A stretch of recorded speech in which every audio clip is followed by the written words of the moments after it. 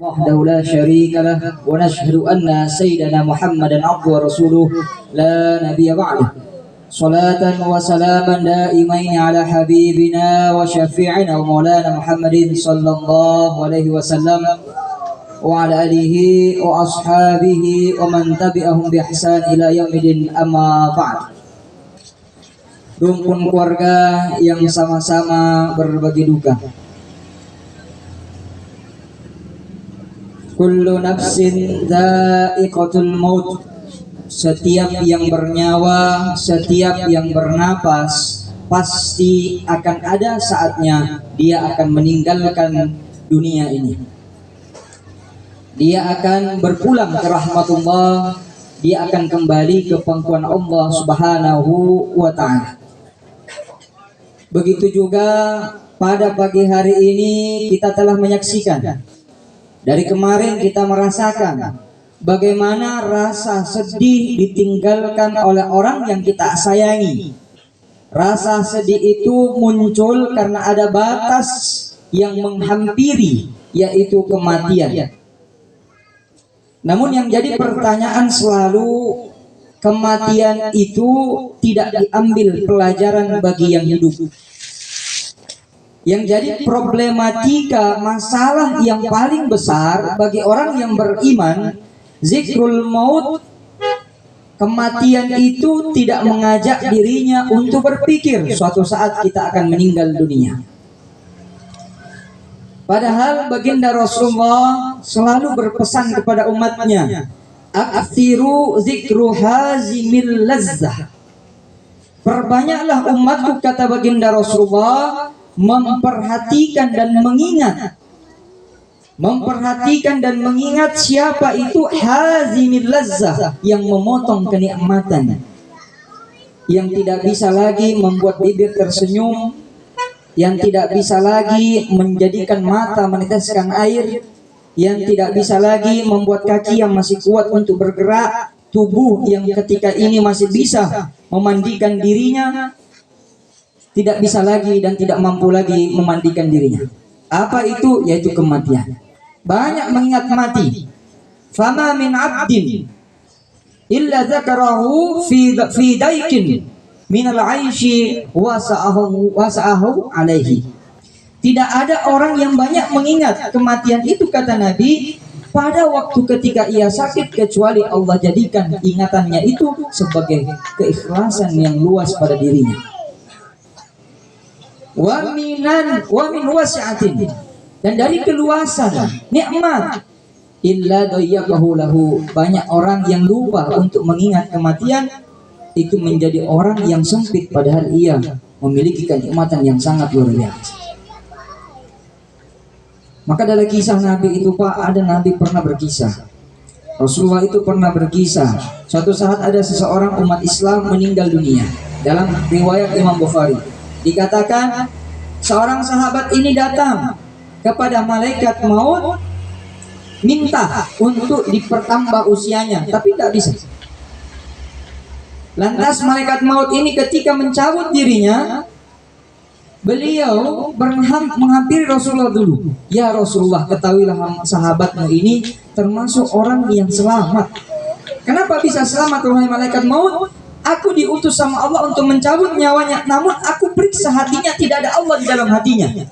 Aku periksa ujung lidahnya, ternyata ada kalimat la ilaha illallah, satu kalimat yang ia ucapkan dengan ikhlas dan keyakinan, itulah yang mengantarkannya mendapat rahmat Allah, ampunan Allah Subhanahu wa ta'ala. Maka disitulah ada asbabul wurud daripada hadis Nabi, man kana akhiru kalamihi la ilaha illallah dakhalal jannah. Siapa yang akhir perkataannya pada hari ketika ia telah mau berpulang ke rahmatullah atau sakaratul maut, kalimat la ilaha illallah, maka dia pasti akan masuk surga.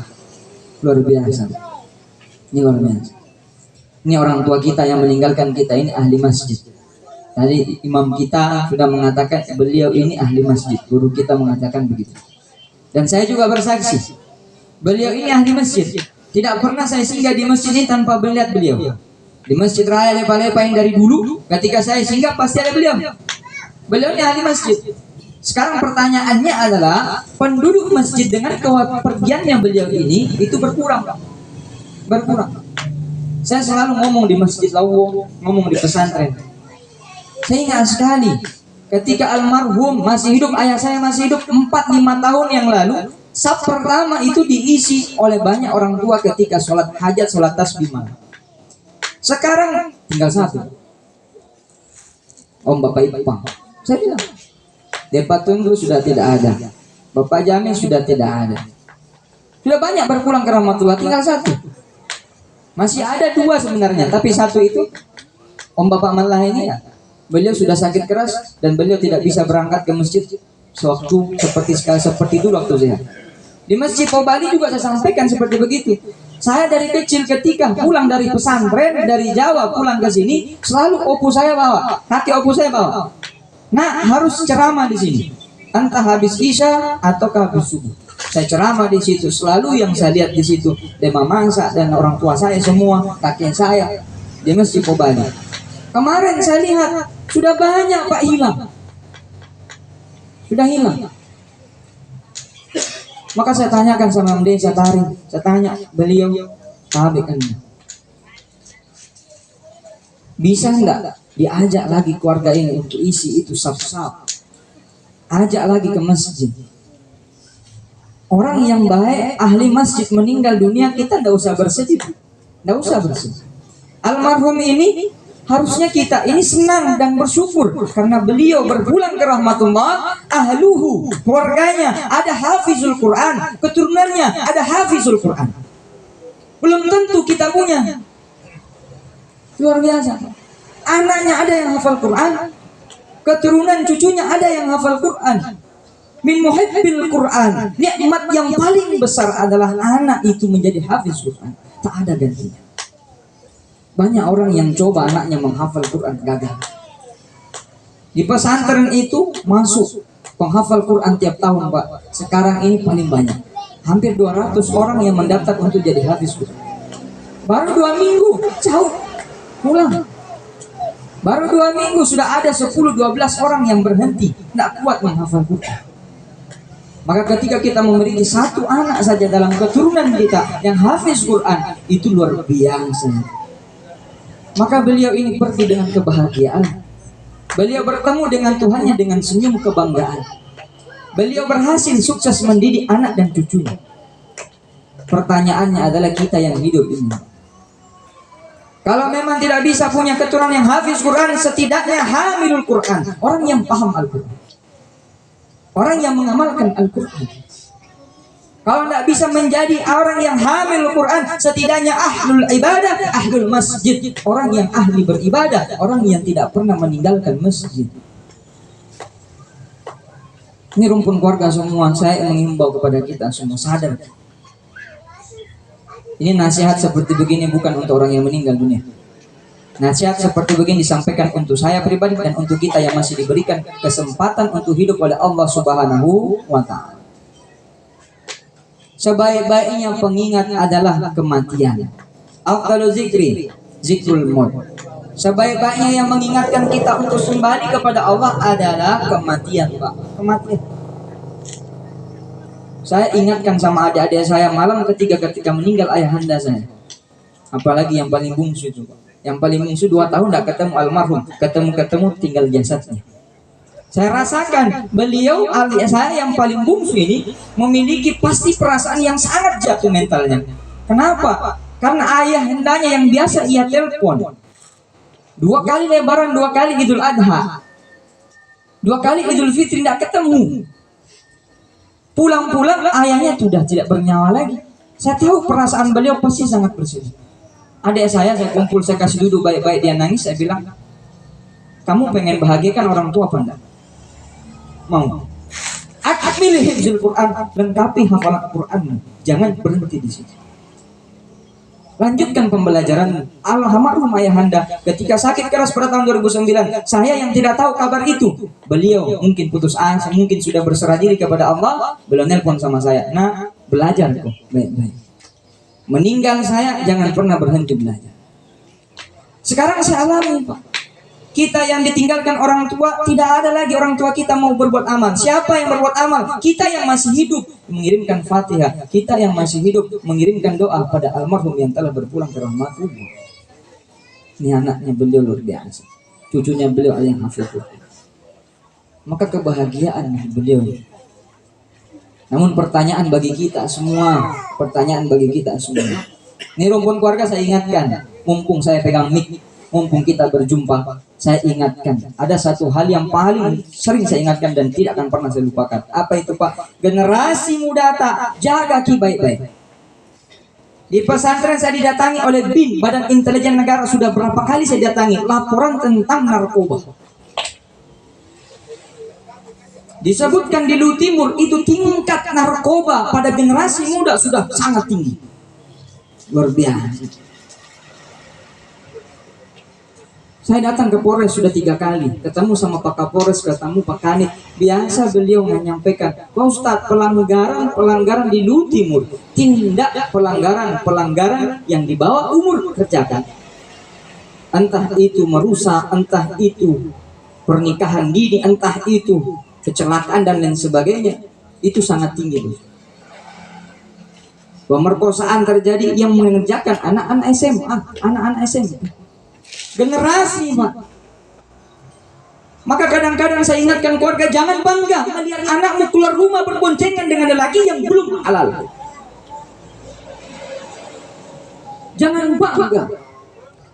Saya di IAIN Palopo, saya marahi alumni pesantren Lawo. Saya katakan, kamu jangan bangga menjadi orang yang berpredikat mahasiswa kalau kamu tinggalkan masjid dan kamu tidak mengamalkan ilmu. Saya ditelepon sama ketua HAM Lutim, alumni pesantren Lawu. Ustadz, minta izin komandan, minta izin komando dari kita. Kita mau mengadakan aksi. Saya bilang, nggak usah kau turun aksi demo-demo kalau kau tidak pernah pergi sembahyang berjamaah. Kenapa? Demomu itu tidak akan mendatangkan manfaat bagi dirimu ketika kamu mati, tapi sholatmu nantilah yang akan dipertanyakan oleh Allah Subhanahu wa Ta'ala. Awwalu ma yuhasabu yaumal qiyamah as-shalah. Pertama kali yang akan dihisab adalah sholat, Pak. Ketika sholat tidak diterima sama Allah, yang lain itu gugur. Orang yang ahli masjid saja itu masih ditimbang ibadah sholatnya, apalagi kita yang datang kadang-kadang. Minta sama Allah, ya muqallibal qulub, tsabbit qulubana iman wa ta'at. Minta sama Allah, ya Allah yang bolak-balikkan hati, tetapkan hati kami dalam keimanan ketakwaan. Saya selalu menyampaikan sama santri saya, baca doa ini, Allahumma hudna bittaqwa wal istiqamah wa'idna min mujibatin nadama fil hali wal mal.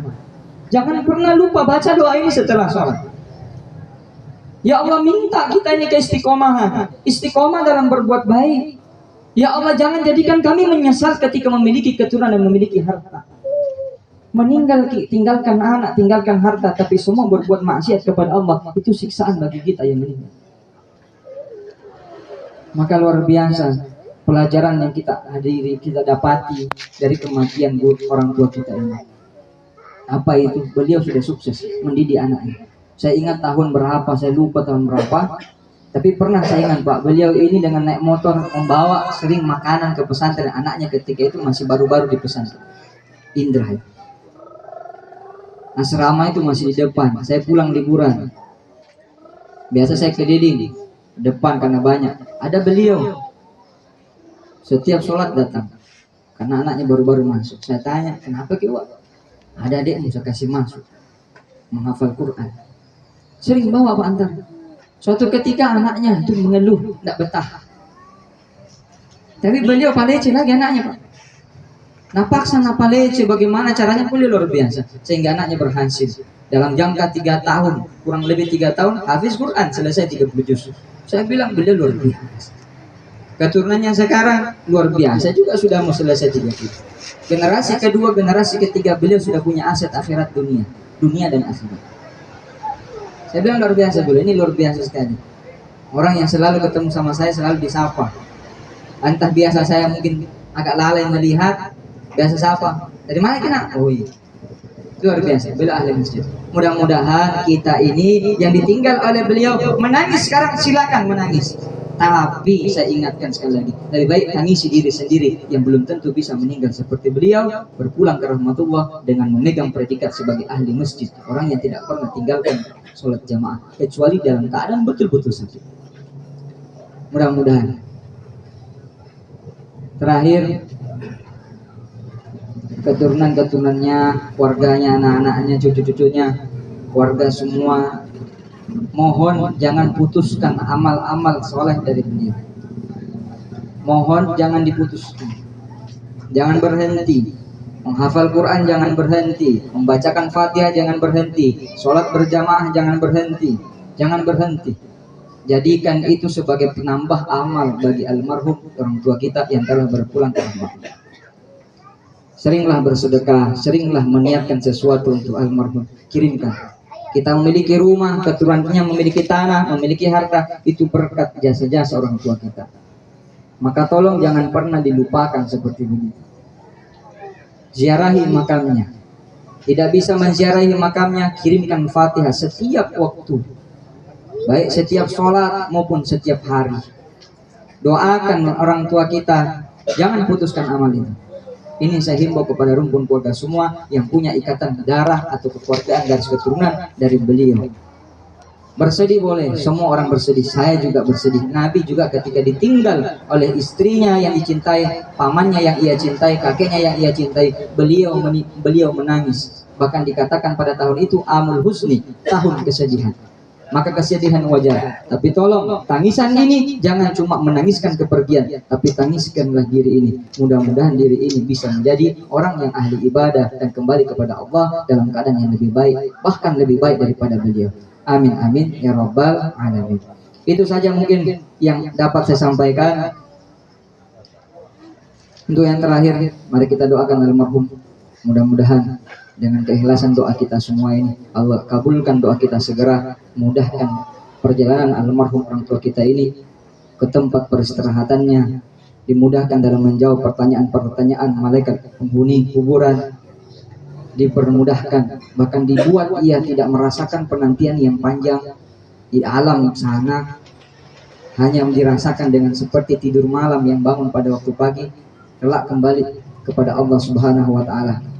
Dinikmatkanlah kehidupannya, ditambah amal-amalnya, diberikan keturunan yang soleh-soleha, dijaga keluarganya, ditabahkan keluarganya, diberikan kesabaran bagi keluarganya, dan lebih penting lagi semua mendapatkan ridha Allah di dunia dan akhirat. Amin amin ya rabbal alamin. Ala hadhihi niyya salihah naqra al-furqan al-fatihah. A'udzu billahi minasyaitonir rajim. Bismillahirrahmanirrahim. Alhamdulillahi rabbil alamin. Arrahmanir rahim. Maliki yaumiddin.